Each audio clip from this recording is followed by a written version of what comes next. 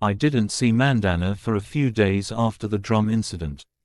Only Carvalho would occasionally be seen waving hello outside his research center. So, suddenly, I had the opportunity to meet Mandana again. One day, Pyara had gone to Naganahalli, 5 or 6 miles away from our village, to get some rice flour. Mandana was waiting for the bus at the Naganahalli bus stand. When he came to our house, he knew that Pyara would be doing our housework. So he talked to Pyara. After talking for a while, he took Pyara aside and whispered, "Can I get you something, NV?" When he asked secretly, Pyara, knowing that NV must mean some kind of intoxicating drink, said, "He. He's not used to that kind of thing. What caste are your relatives, Hungary?" Pyara said, "Gordru, Lingard Gordra." "No, they are scoundrels. Shouldn't Hungary eat meat?" "Oh, yes, they will eat it," Pyara said. "Shouldn't Hungary bring the mutton tomorrow?" Pyara said, "Oh, yes." Pyara told him to keep an eye on everything that happened. "Hey, Pyar, do you know what pigtatin is?" he said. "Mutton is Malva Alan Sami. Our brother-in-law has set up a fancy mutton stall in Medija." Mandana said pork is a delicacy, so when your house is ruined, set fire to his English. "You just said that you have started a fight like someone who spoiled caste by putting pork in Sab's mouth." "Oh my, good sir." It was good that Mandana, who was half-hearted, asked me in English. "Why, what's wrong with you? What will happen if your father finds out and makes a fuss?" "You can't eat it, Sammy. Those who eat it, we don't give them space to bury their henna in our masana. There is a pet in the mosque. They don't give food to those who wear henna. They argue a lot." "Why don't you eat it?" I asked. "It's like you didn't make Bismillah in Allah's hand. It's like you made everything. You just make it so that you can eat it. If you make all the small icharas big and eat them together, how can you, Sammy?" he said. It seemed that he had the idea that eating it in public was not allowed. The next day, Mandana came carrying a piton in a bag. Red water was dripping from the bag. I looked at his bag with some disgust. As if he knew the meaning of my gaze, Mandana said, "Don't worry, sir, it's a good pig, just a fat hog. It's a good cobra.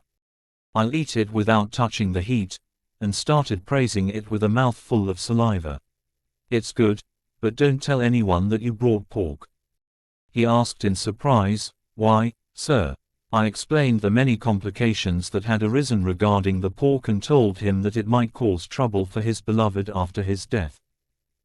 "What's wrong, sir? Is there anything to eat? I'll give it to Carvalho Sahib. The main thing is that his caste people give trouble," he said with disdain. "What's wrong with your work?" When asked, "Where did you work, sir?" The other day, after being stung by a bee, the minister started vomiting and diarrhea. They took him to Chikamagaluru hospital to give him medicine. I ran away after beating the band and fell and tore my toenail. What a shame. "Oh, it's like the bees were so angry at the sound of your band." "That's right, sir. Those thugs are schoolboys, that bookworm. Someone threw stones at them. After the bee attack, the police attack started. It's like everyone got up for the test." "No," said Carvalho Sahabre. I said, "It's because of the noise of your band." "What's wrong with that if the band hits?" I thought. The police didn't know yet. I was relieved that I had a band playing here. Mandana took the money. After he left, something flashed in my mind. I guessed that perhaps he was close to Carvalho because of his piton appearance. Because I couldn't think of any other medium that could be similar to this liar Mandana and that science. But my assumption was wrong. Because a week later I went to see Carvalho. Carvalho was not there. Carvalho's assistant, Nagaraja, with thick glasses like an owl, said that he had taken a week's leave and gone with Mandana. I was surprised. Where did Carvalho go with Mandana? I thought. I asked him where he had gone. Nagaraja said that he did not know anywhere.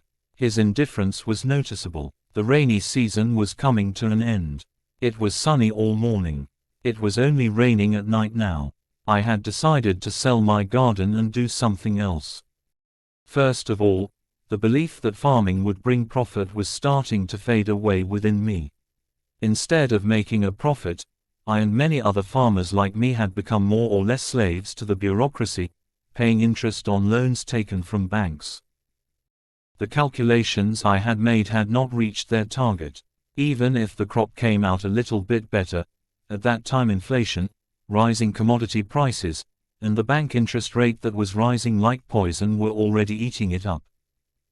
Thus, I was always walking in the desert of economic crisis behind the mirage of future profits. Along with this, the silence of the forest, the solitude, the hustle and bustle of village life, the chaos of the city, the smoke, and the crowds were starting to bore me as monotonously.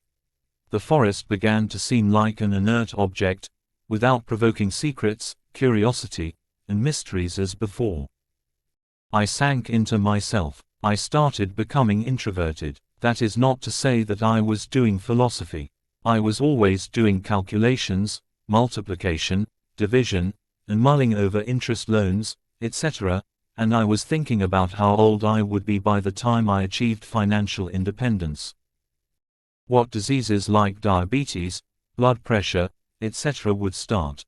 I was moaning, so I decided that if I sold this garden once, I would be able to get past this period of discouragement. One day, a real estate agent came to me and asked me about the details of the garden. At that time, I felt distant.